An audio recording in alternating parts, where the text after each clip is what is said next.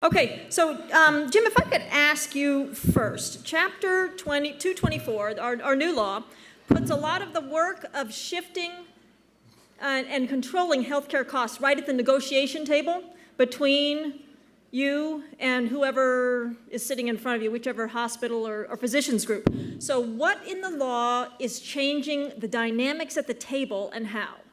Well, the big deal in the law, and I think it's something that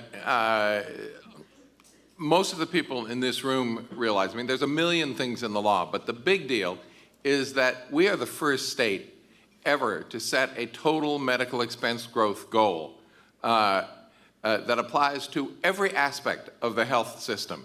And notice I say health even, not just health care.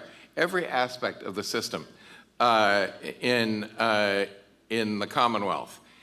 And that is going to create a dynamic, a discussion, and really an imperative that goes beyond anything that not just we've experienced before, but that anyone, I think, has experienced in the American system. Now, people may say, well, we once had rate setting. Maryland still has rate setting. That applied to hospitals only.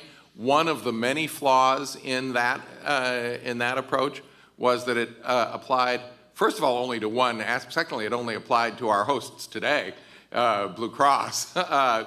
HMOs weren't even part of that system. So I think the first big deal is just the establishment of that goal.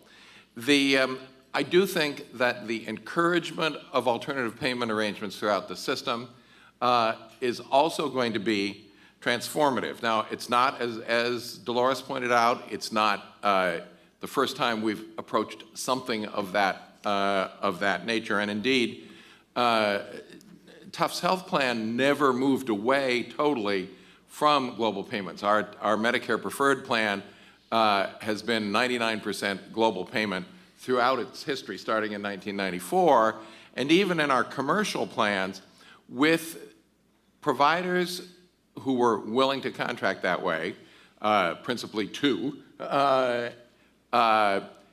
and Mount Auburn, and with payers who were willing to remain in an HMO model, we have been strong proponents of staying in that kind of global payment model all along. Nonetheless, if we'd been having this conversation 2.5 years ago, I would have been telling you 17% of our members were in global payment arrangements. Today, of the half of our members who are in HMO, 70% are in global payment arrangements. So 35% of our total membership, more than double what it was 2.5 years ago. And we haven't just done this by chance. We've inaugurated a couple of years ago our coordinated care model. And part of that has to do with enhanced care management and coordination of care. Part of that has to do with products that we offer that are more sophisticated than just high deductible products. But part of that has to do with the way we pay providers, so that providers realize it is in their financial interest, not just their altruistic interest, to keep their members healthy, to do the things that actually enhance health rather than just do more. So the next step is going to be how we negotiate with providers to meet this target. And I won't go on longer right now, but maybe we'll come back to that. Okay. Dr. Ralph Delatour is the president and CEO at Steward Healthcare. Dr. Delatour, what are you doing to stay healthy? All right. Well, I just lost 40 pounds. I'm trying to keep it off while drinking more. Whoa, Okay. I think if you want that diet plan, now you'll have to have that in private, probably.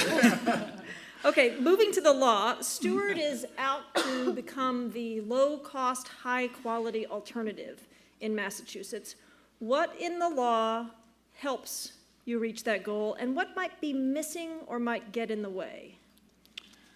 Well, I think that the law, much to what Jim was saying, starts addressing the total medical expense. I would actually say that the key thing is not just total medical expense, which a lot of people think is synonymous with MLR, But the actual thing is total healthcare expenditure, which also includes the overhead encompassed in administration of plans and or the government agencies that administer them. That's really what we care about, because at the end of the day, that's the cost borne by the consumer.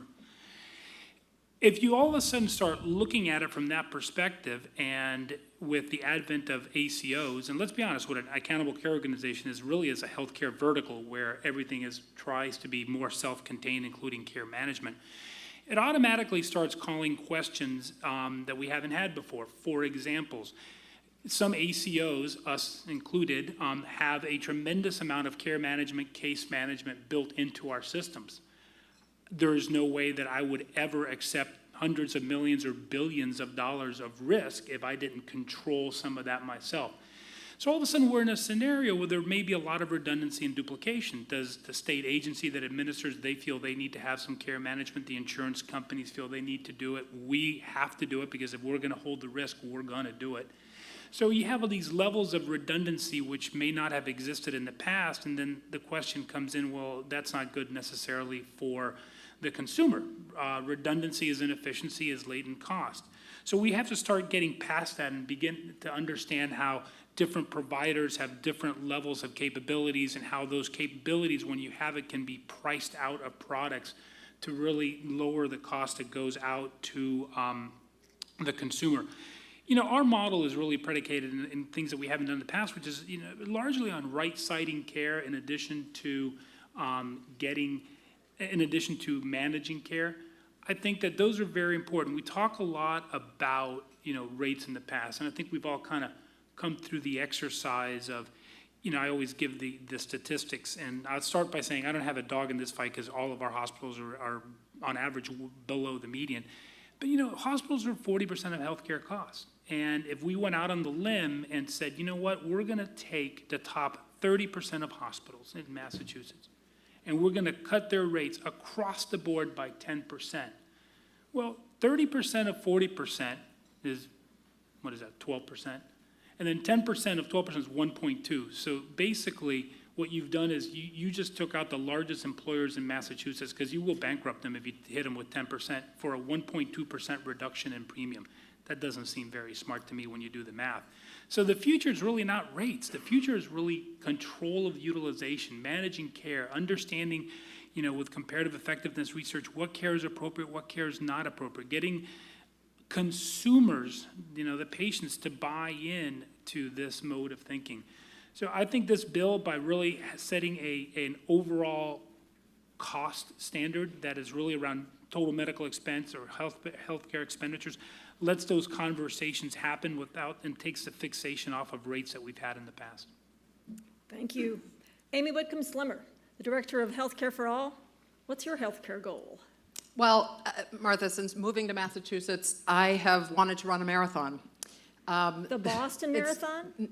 No. Oh. We'll see. And in pursuit of that goal, I've sustained a number of injuries. I tore a hamstring, I bruised a hip, I fouled up a knee.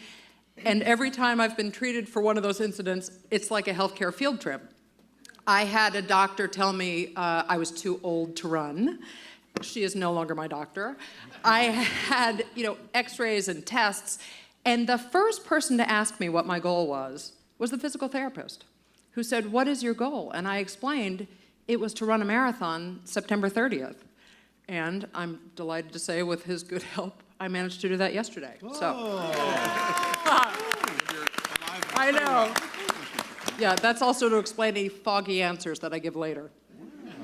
Well, we're going to try to unfog by taking you to the hairdresser. And if that person asks you, Amy, what's good and bad about this? I don't understand this law. What do you tell them? Well, I would talk about the wonderful opportunities in this law, that currently the hairdresser is paid no matter how I end up looking. If I walk out and look fabulous, it's the same price than if I'm there and she does more, and that we're going to incentivize spending more time with me to find out what my goals and expectations are, and that she'd be paid more the more people who say, "You look fabulous," and I feel fabulous when I leave after her good work. That we'll have better integrated care, that she should see some savings, because hopefully she'll have fewer appointments. There'll be a healthcare team really looking at her overall health and wellness. That behavioral health services will be easier to access. And frankly, that is one of the areas I think we all agree has some real promise to bring behavioral health services closer to our overall health. And I've had this conversation in hairdressers at a hairdressing appointment. You know, there are folks who want to talk about how to get their kids into care because it's so difficult and expensive. They can't find providers, they can't pay for it. And I think it's incredibly exciting and wonderful for the Commonwealth to understand that behavioral health has to be part of overall health, and that people will be able to have a different relationship with their behavioral health care provider or their other primary care providers based on the expectations in this bill, in this law. And does the hairdresser just kind of nod? No, I think there is some understanding that we're going to try to make it easier. You know, it's wonderful, in my experience, to be able to talk about the success of coverage. People seem to understand there's coverage available, and you know, they have insurance now, whereas they may not have 6 years ago. But everyone says it's too expensive. The cost shifting, you know, the high deductibles that we're hearing about, that cost shifting is having a direct impact on consumers and is keeping them from accessing the services we know are cost effective and we want them to be taking advantage of so that they can stay healthier. Yep. James Hunt. I'm here. Hi, great to have you. The president and CEO of the Mass League of Community Health Centers. What is your healthcare goal? Martha, two-phased answer. The first is, and I see others here, I'm proud to be a lifelong member of the Boston Athletic Club, right here in Boston. And unfortunately, the bad news is I've forgotten my combination to my lock. I bet they've heard that excuse. If you read AAA magazine this week, the dog whisperer says you get two things with a dog. You get a cuddle buddy, and you get somebody who doesn't respond negatively when you basically are pouring out your heart. This morning and most mornings, I'm on the Dorchester waterfront with Hannah Girl at 5 a.m. That's great. No, those routines are really important. Okay, so switching to the day job. Community health centers are starting to be part of the global payment contracts and conversations. And I want to know what you see as the early critical lessons, maybe opportunities for community health centers in a global payment world. Well, first of all, decisions are made by policymakers or by default. And as our legislators and others have said already, we were heading toward default here. So we thank them for inviting us to the conversation. The conversation is critically important. And as we are 80% supported by public payers, for us it's even more important to change the dynamics of the system. Since 2005, we've got 200,000 new patients here in Massachusetts that are in fact enrolled in our primary care medical homes. It's important that we continue that access to care, and as Amy has said, that make sure it's high quality of care as well. But declining margins and eating up of the healthcare delivery system, the economic downturn have all caused pressures on us and on the system.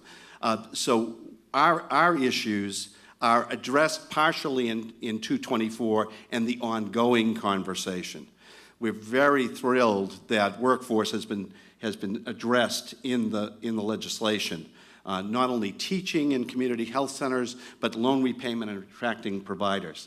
We're thrilled that IT is included in the legislation, where many of our health centers have moved both toward meaningful use and interoperable IT. We need to connect with the Ralphs of the world and the Jims of the world and be fed by the Amys of the world in order to create a system of interoperability. We are delighted that our community hospitals have been helped and repositioned. We now have to reposition some of the health centers in the same way we have repositioned the community hospitals with infrastructure, growth, and development. And then finally, the whole issue of encouraging payment and encouraging fair payment that's in the legislation, moving toward 2% and more of bonus payments for adopting strategies of alternative payment, is something that the health centers and others want to move toward, but we're going to need some help getting there. We don't want to put any health centers at risk. We don't want to put any patients at risk of getting the access that they need, but we're fully engaged in the conversation of how to create avenues both through the plans, directly with the state, and working with the transition populations. Those are the duly disabled, those that are in inappropriate settings that could be in community settings, to try to find answers to some of those. So some of those questions. So health centers are at the table. We need infrastructure, we need fair payment, and we need to continue the dialogue with those in the communities that surround us. Okay, so speaking of the communities surrounding you, Dr. Delatour, you're selling an insurance plan that is significantly cheaper if employers and their employees agree to stay, for the most part, within the Steward network. You have agreements with some tertiary hospitals for specialized care. How is that coverage selling, and what lessons are you learning about consumers along the way? Well, the first lesson I've learned is I'm glad Jim exists, because I don't like to sell insurance. You know, you're right. The way that the product is constructed is really to drive right-side care, which is to say that you pick our doctors or our hospitals and our communities, and if we don't provide it in that individual community, then we have a deal with MGH and Brigham to pick it up. And if we don't provide it, that's quite a bit of care. You know, we had, in our first 100 days, we sold 100 businesses. So it's progressing nicely. These are small businesses, and we've limited it to only small businesses. Our purpose was not to be an insurer. Our purpose was solely to provide relief for small businesses in our communities with this plan. And the reason that it can be done cheaper, to be honest with you, is because we can control and manage care. You know, we have an internal structure between, you know, individual medical homes and a very aggressive care management, and keeping things in the community at a lower cost setting that we were able to price it, I think it's a little over between 20 and 25% lower premium without deductibles and without high copays. So it is selling well. It's not going to be a gangbuster because it's not targeted for big industry, for big companies. It's only for small businesses. So Does it make sense? You touched in your opening remarks on the way that the boundaries are collapsing between providers and insurers, taking risk, sharing it. Does this feel like the direction you're headed in a bigger way beyond these plans? yeah, so it is a direction we're heading in. We're not going to be the only solution. When I look at this market, there are going to be a handful, and I mean a small number of providers that can vertically integrate and carry risk. You know, people ask me all the time, you know, when a provider or an ACO carries risk, how should you be judged? And I say, like a health plan. You know, we shouldn't, just because we have hospitals and doctors, have a lower threshold for risk than Jim or the guys at Blue Cross, because if you allow that, if you allow providers to enter into carrying risk and managing care, then without appropriate reserves and without appropriate infrastructure, you're going to bankrupt providers. There's a group of them that are going to go under, and then we're all going to be faced with a society of whether or not we're going to bail them out. So I think that there will be specific providers that can vertically integrate and provide all sorts of care. There will be others that come together in co-ops, and there will be others that come together through limited or tiered products through gyms or other insurance companies. So I think that it's going to be a potpourri of vertical integration depending on the individual providers themselves and what they can do within their ACO models. Jim, I was thinking that I would ask you what you're doing to close the gap between higher and lower cost hospitals. And then I thought, well, he's going to tell me that it's really up to the patients to do that, right? The patients are going to drive that change. So instead, I'm going to ask, is there any evidence that the gap is shrinking based on patients changing what they do? Okay, so first of all, let me differ a little bit with your premise. Okay. I think closing the gap between higher and lower cost hospitals is an effort that requires, yes, patients to make good choices about where they get their care, but it also requires health plans to negotiate payment arrangements and offer plans that permit those choices, and it requires government to provide assistance to both patients and payers to achieve those goals. So I think it's not just one party that has the responsibility there. What we do find is that employers and individuals are very interested in the plans with greater tiering. Plans with greater tiering make obvious in a way that is immediately accessible to members, to patients, what the cost difference is, depending on the providers they choose. I'm not a fan and I think you've heard me say this before, of high deductible plans. We offer them. For a while they were the only tool that we had, but it's a crude tool because it either can hit people all at once who haven't considered what it will do, or it can be so large that in the choices people make day to day, month to month, they don't even consider it. Or if you're really sick, after the first 3 days in acute care, it doesn't matter to you anymore. The rest of the year is, quote, free, which of course it isn't, but it feels that way.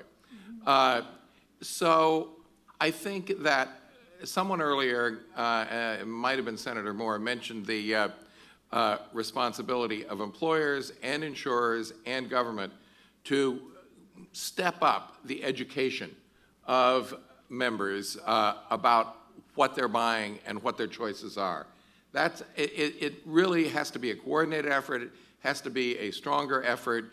The example we heard earlier of the self-employed person with a $4,000 deductible. If that person, and I'm not trying to cast blame here, I'm trying to show how the mechanism works. If that person is purchasing as an individual, they made a specific choice. I mean, one of the things that's different in this state right now from anywhere else, hopefully the rest of the country will be in the same place in about 3 years, is that with the connector, these things are laid out. There's a direct correlation between premium and deductible or tiered plan with copays, direct correlation in the premium. So I know, for example, well, the good news is that as of September 10th, all 3 of my daughters are employed in jobs with benefits. But up until that point, I was buying individual coverage for 2 of them. And when you look at that, it's a direct correlation. A $1,000 deductible plan is about $600 a year cheaper. And that's the gamble that the insurer takes, that you won't use care, and the gamble that you take, that you won't use care. The reason I don't like it is you may also, while good high deductible plans do cover preventive care and copays and deductibles under Obamacare don't apply to a lot of preventive care anymore, it still can deter care, and you don't want to do that if it's care that people need. But so what I'm saying is we need to have more and more education, more open, free, honest discussion about the choices. Then you come back to, are we making progress? And we have seen high-cost providers reopen their contracts and reduce their year-over-year increase, not reduce the total cost, which Dolores accurately points out should be our goal, but reduce their year-over-year increase as the first step. I think we're going to see a lot more pressure from payers and hopefully assisted by government to actually make reductions in high-cost payers. To meet the total medical expense goal in the legislation, the gross state product goal, we're going to have to look at unit cost increases per year of about 1%. Well, our current contracts call for more than that. And it also differs among insurers as to which contracts are up this year. So as Ralph points out, you don't want to go to a low-cost provider and say, well, you know, our high-cost provider contract isn't up this year, so you're going to have to eat this all. You can't do that. So there's a lot to be worked through there. We've started down the road, but we've got a lot more to do. So I think all of you have now mentioned educating patients. Jim, Hunt, if you didn't, you were thinking it, I bet. So the issue, though, is you have to have data to educate patients. You have to be able, people have to be able to see cost and quality information. And I've looked pretty hard for it, and it's pretty hard to find. Yeah.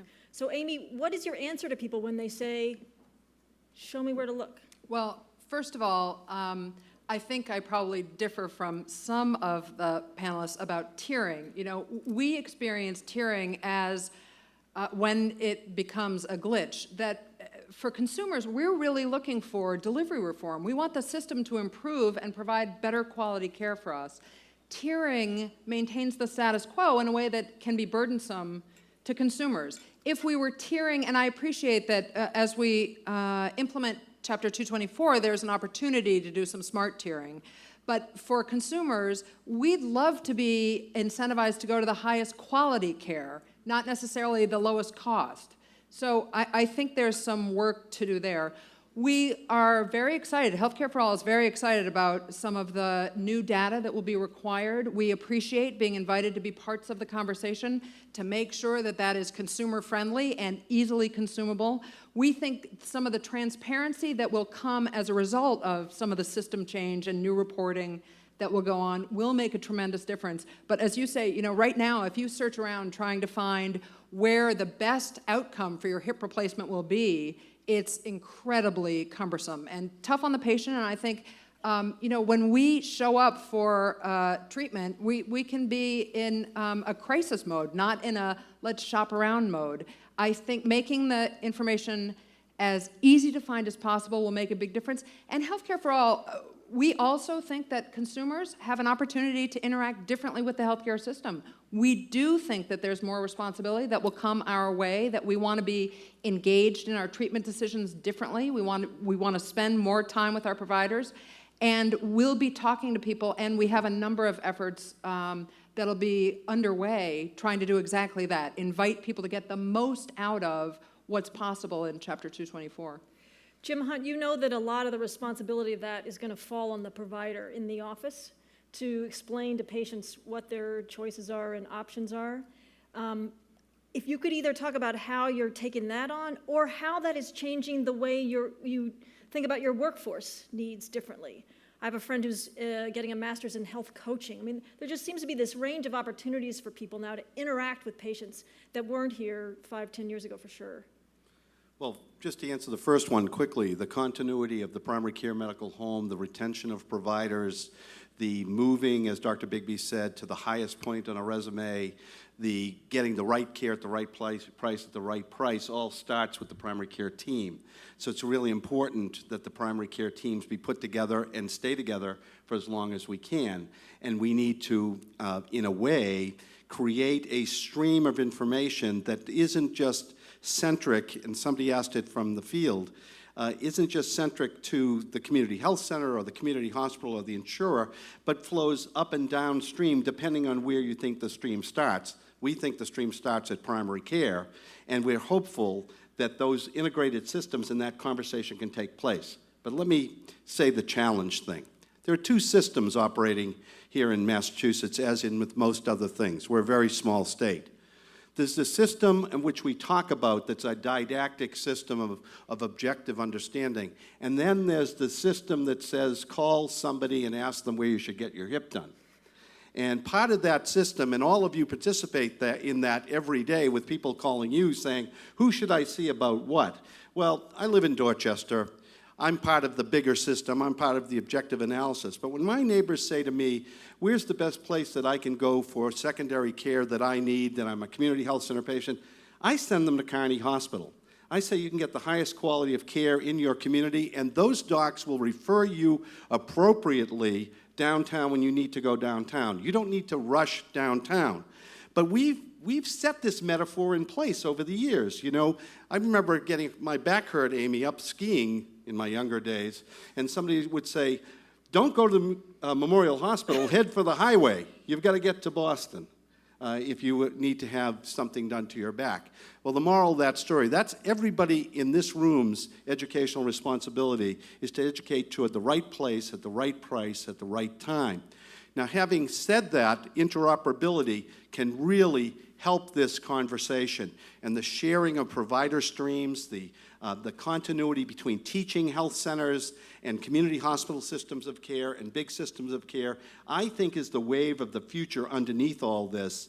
And at least in our lifetime, I think we're going to see a breakdown of these silos and community-wide responses. And that's not even to start talking about our job and our responsibility in community health to do more with behavioral health, to do more with mental health, social services that are right in our communities, and to get out of our silos and to try to create this happen, this to happen.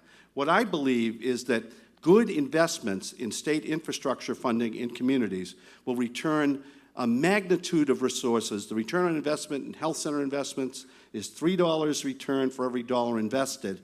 And the providers and the community agencies in those settings should share in those investments. Right now, we are driven to try to save state dollars, and particularly in our system. We need to continue to incent the communities to do more in primary care, to recruit and retain providers, and to provide systems of care within communities, and to try to overcome the if you will, the informal system that's out there that sends everybody to their favorite provider. You need to get that hip done here because they have the best. Dr. Delatour, there's a lot of talk in and around this new law about keeping the patients at the center, and yet we're seeing so much movement in the provider community with Steward canceling the senior whole health contract, with you guys bringing some doctors from partners or other systems in, everybody competing to recraft what their networks look like. So it's hard to understand how the patient is going to still be at the center of all of that kind of change. How do you see it? Well, I mean, back to what Jim said, the key to the patient is really the primary care.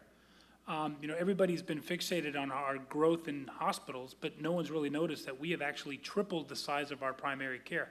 Steward now has approximately 700 PCPs, not including our NPs and PAs. So we have markedly increased our footprint in primary care because that's the entry level.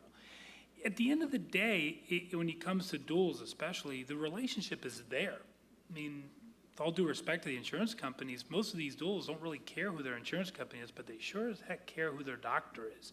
And that's what we look to maintain, and that's what we look to put center around the relationship. I mean, there's a couple of things I just want to follow up on this, but that I would just argue with.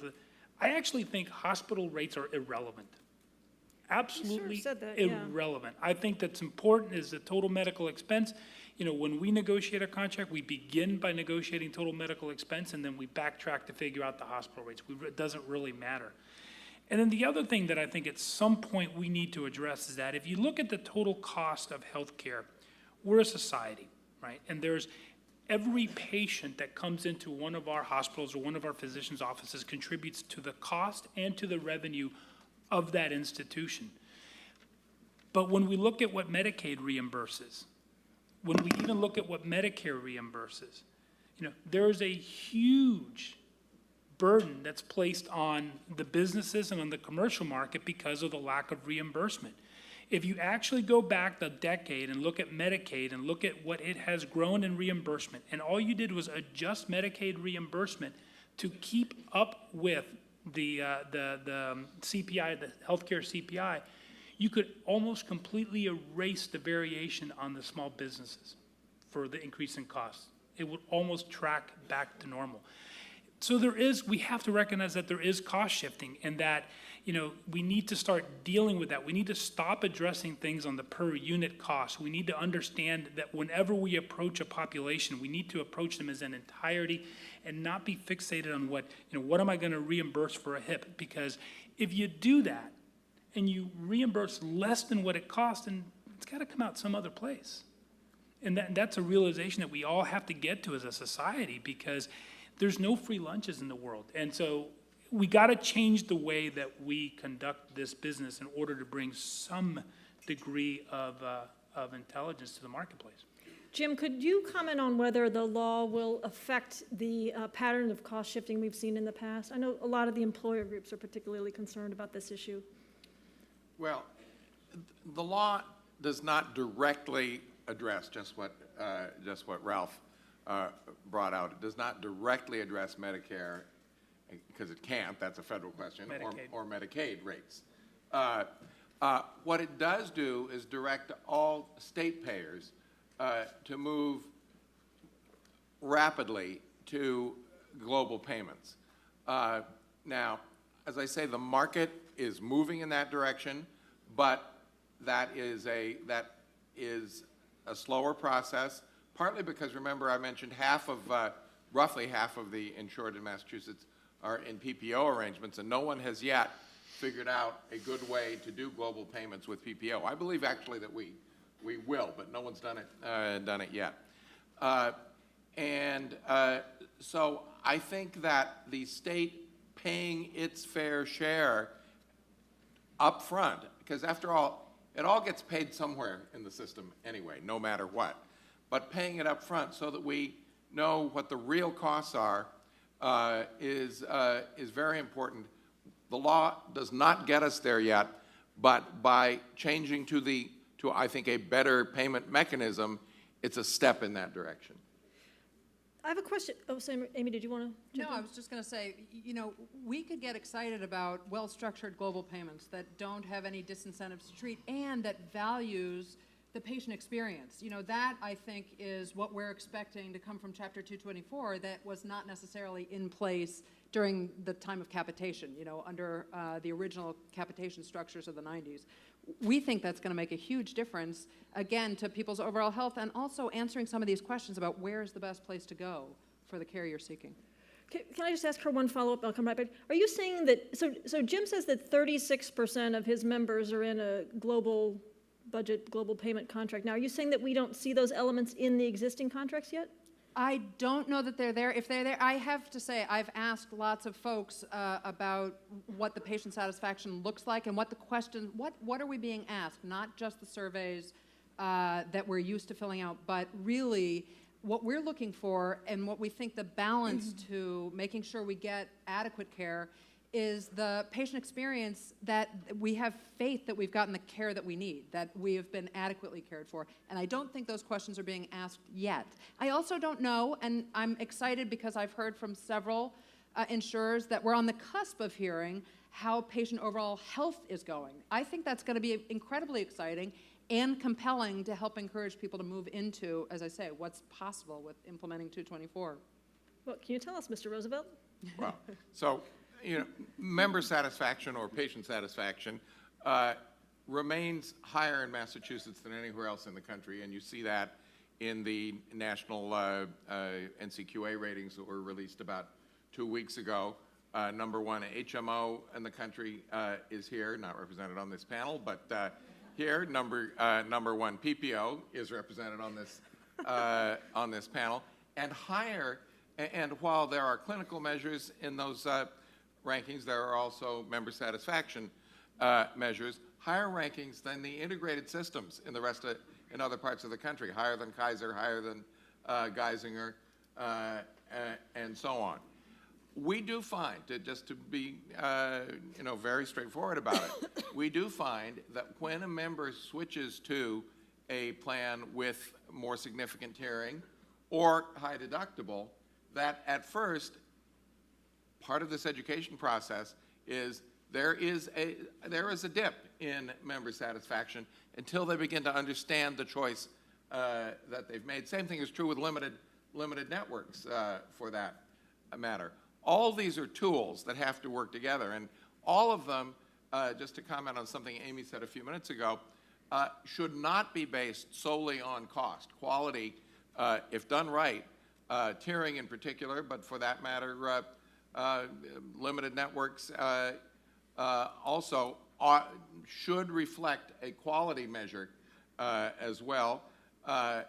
When there's a glitch, it may have to do with the methodology, such as, so for example, if you sign up for a tiered plan with Tufts Health Plan and you choose a Tier 1 provider, you are in Tier 1 no matter where that provider refers you. Some other plans, if you choose a Tier 1 primary care physician, you might be referred to a Tier 3 provider with a much higher copay. That, I think, is not the more favorable way to do it. So Mr. Hunt had a follow-up. Let me just say we're going to go to questions after Jim finishes speaking. We'll have time for about 3, so there are people with microphones roaming who can hand it to you if you raise your hand. Mr. Hunt. Yeah, as Dolores had pointed out to us, for a fully insured population, it's one thing. For a population that requires enabling services, language, navigation, primary care medical home, and consumer information exchange in languages that meet patients' needs, it's something different. We're working, or have been working, I believe within the connector there are 7 qualified plans that do work in ComCare, and in the Medicaid space, I believe there are still 5 plans. The top 3, the largest 3 being Boston Medical Center HealthNet, Cambridge Network Health, and NHP. Excuse me, that's Tufts Health Plan. I'm sorry, Network I'm Health. sorry. All right, just Network Health, you know, no commercial messages. Say it again for me, Jim? Yeah, Say it Tufts again. Health Plan, Network Health, yeah. Tufts Health Plan, Network Health. We work very closely with all 3 of those on delivering services that enable people to make the appropriate decisions for them in their lives and in their health care. Therein lies an excellent incubator, and I'm not taking the other 2 or the other 3 out of the space at all, either connector folks or those that are in the Medicaid space. But as we look toward an exchange that puts all of these folks in play, there's some great lessons to be learned on the quality care management strategies that are in place in all of the plans globally, and what might be learned from those that are fairly significantly engaged in the Medicaid and in the Commonwealth Connector space presently. I think we need to continue that conversation, and as Dolores said, we shouldn't lose sight of the possibilities that exist in the data that's already captured in these plans. Do we have a question? Let me actually just go to Dr. Delatour while the mic is moving.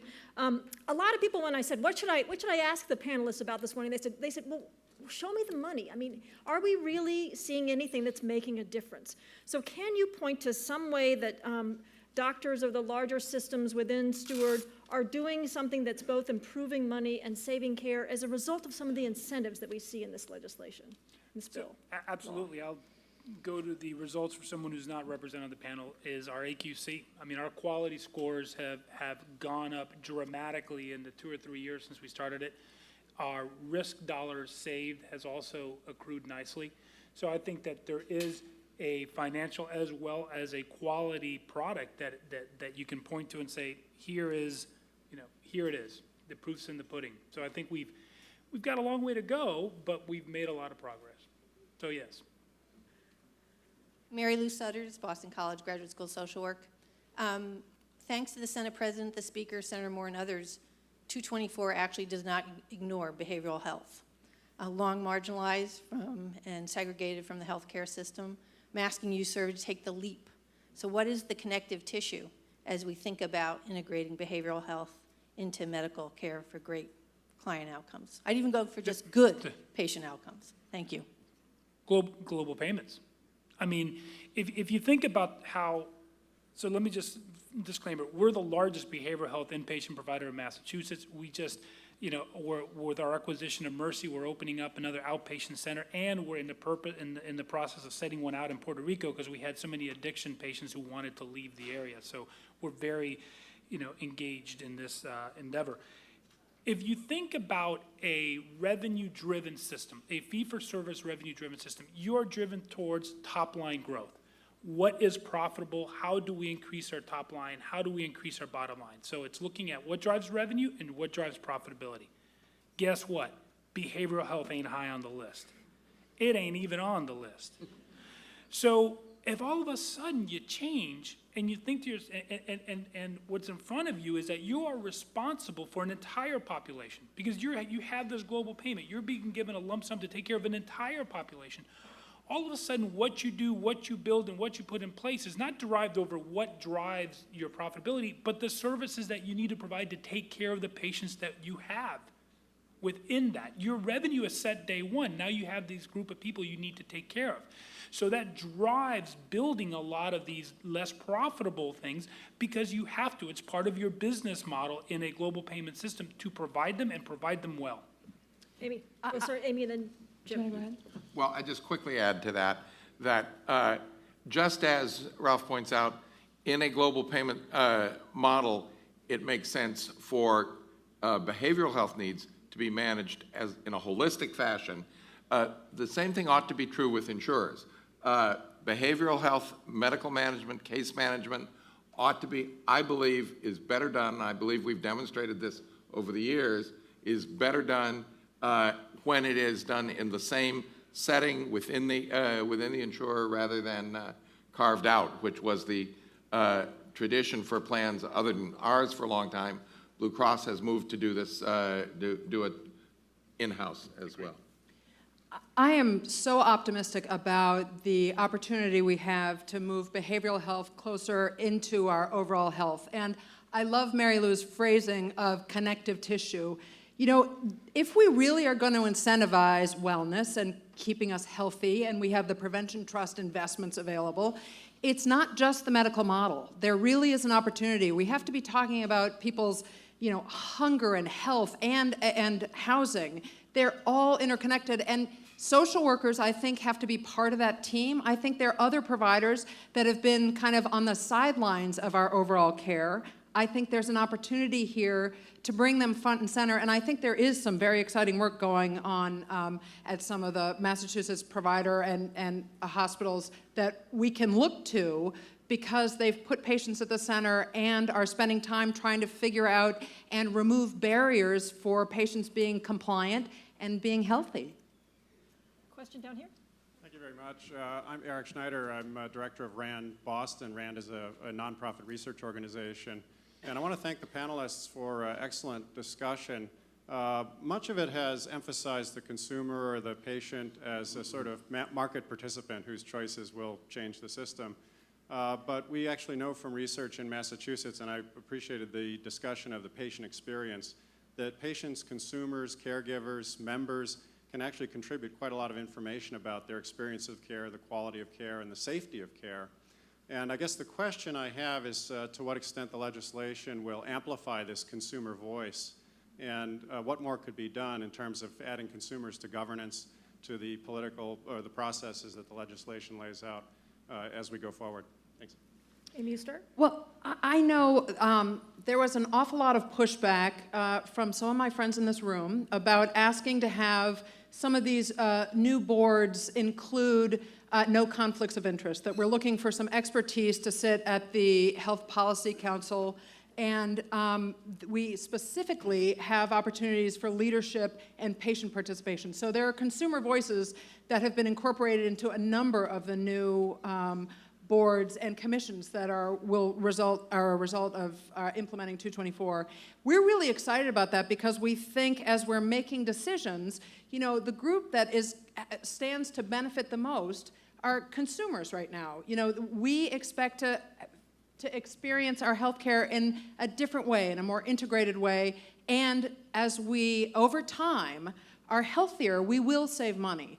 So we very much appreciate the leadership that agreed to include and to incorporate consumer voices within the decision-making structure. You know, one of the areas that we weren't fully successful in, but we're interested to see how ACOs are established, or integrated care organizations, ICOs. We think it's incredibly important at the outset to have consumers on those decision-making bodies, because they'll be, as you say, they contribute valuable information, and you can design systems and incorporate solutions at the outset. You know, we will make mistakes, we know that, but I think you can minimize those and certainly mitigate any unintended consequences if you reach out and ask patients up front how they need to navigate the system, what form information needs to come in so that they can be as educated as possible as they access systems in the way that we know are best for the system and for them. Down Well, here? you know- Oh, sorry, excuse me. Well, I can't possibly agree with Amy more. It just isn't that easy, unfortunately. And the reason it's not easy is because the consumers are so different, okay? We are a melting pot, and by the connector and by ensuring everybody and opening up what we do to all segments, thank God, all segments of Massachusetts, we've realized that our consumer base wants and consumes knowledge in drastically different ways. You know, the heavy Hispanic population that we have in Holy Family, for example, while I understand them, obviously, the rest of my people don't.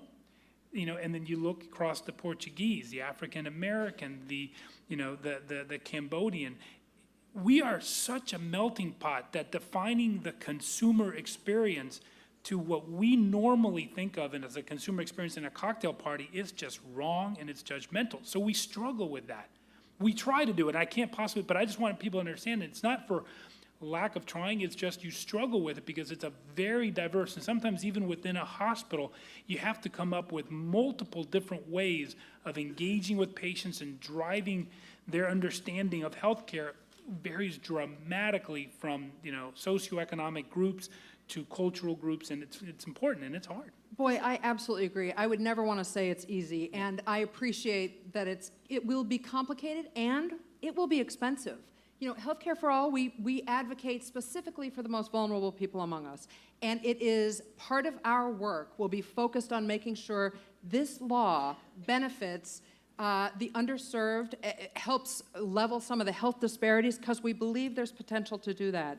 But there is wonderful language in this law that is very respectful of cultural competence and what that actually means. Because you're right, if you're just taking a poll at a cocktail party that one of us is throwing, probably we would not necessarily make changes that would most benefit the target population that we need to help and reflect. Last question down here. Is it on? I'm Toby Fisher from the Mass Public Health Association, and we are just ecstatic around the commitment to prevention and wellness. But I'm very conscious of what Senator Moore asked last session, and that was, we know that it saves money, but how can we prove that it saves money? Because we obviously want to continue this moving forward and prove that that $60 million investment does in fact save money. And I don't know if you have any thoughts to the Senator's comments on that. So, How to prove that it saves money? yeah. Exactly. Okay. It depends. So it saves us money. So let's just take that sentence. It saves us money. Who's us? I mean, if us is the population in Massachusetts as a whole, it saves us money. I believe that what happens in wellness and prevention, if you think about disease as a spectrum, right? When you're 40, you don't exercise, you gain weight, you get fat. In your 50s, you get diabetic. In your 60s, you begin having heart disease. In your 70s, you get congestive heart failure. Think of that as a whole spectrum. A pretty sad spectrum, but a spectrum. Thanks, Ralph. Sorry, Jim. The four stages of. That's right. If you think about wellness and prevention and putting money in, where you reap, I believe, the real benefits, it's in the Medicare population. That's where you're really going to, in the future, reap the benefits. So the problem is, in many cases, we're making investments on the commercial side when we're young that are going to pay off in the long run. Now, we need to do that, and that's one of the wonderful things, why many providers here in Massachusetts are part of the Pioneer program, because then we get to manage that same population within a global payment modality as they get older. But we need to realize that this is an investment that we need to make, but it's not necessarily going to lower our premium on the commercial side tomorrow, because patients shift jobs and move out of companies, and because the real benefit is when we get older, and we need to kind of put our hands around that. Can I make a quick comment on this one? Please. Dick Moore warned us that we're moving forward and we're not looking back, but I've got to look back a little bit. So moving forward, we need to have one of the examples that was used in a forum the other day was the bus walk to school. So we get rid of the school bus and everybody walks to school as a new promotion strategy. We're completely enamored with that, and we love that. But we have to also recognize that the Department of Public Health, the Department of Mental Health, and others that support basic core public health have been cut to the bone. And as the state looks at new investments, remember, this $60 million is wonderful, but it's over a period of time, and it's to do new stuff. I have to look back a little bit and say that the basic core public health structures can't be abandoned and looking forward toward infusions of money from the outside. I want to see state investments restored in some of those public health matters. And then just finally, I just have to say this, based upon Amy's comments, we fully support, and all of us stakeholders who've been through Chapter 58, Chapter 305, Chapter 288, and now Chapter 224, believe that stakeholders are important. I agree with the transparency and the need for consumer if you will, appropriateness within the boards and commissions. But we can't forget the folks that we've gotten us here, the business community, the providers, the insurers, and others, who have all joined hands to say that stakeholders are important. We can solve part of the problem. I think they need to be at the table, too. Okay. Really quickly, what Ralph and Jim and Amy have pointed out in terms of how this is all together, it's not one segment, is really important. And what makes that possible is the fact that we have universal coverage here.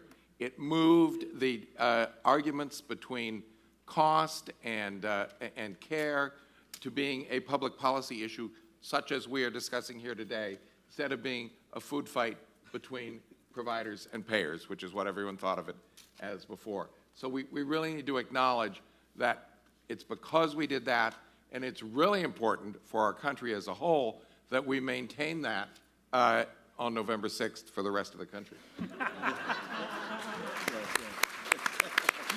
Okay, that counts as a round of applause for our panelists. Thank you all very, very much. Oh, and I just want to add a round of applause and thanks for Martha and both of our panels. This was a really great discussion and a wonderful framing of the collective work ahead of us. All eyes are going to continue to be on Massachusetts, and I have to say, having heard the discussion in both of our panels, we've got the right group of leaders to lead. And before you go, I just also really want to acknowledge that, as you can imagine, putting these events together is no small feat. And I have the absolute best team in the state to do it. So huge thank you to the foundation staff, and in particular to Anna Gosline, our Director of Policy and Research, and Liz Rodman, who just joined the foundation a couple of months ago, walking into, hey, you want to learn how to pull off an event for 450 people? And they did it beautifully. So thank you very much.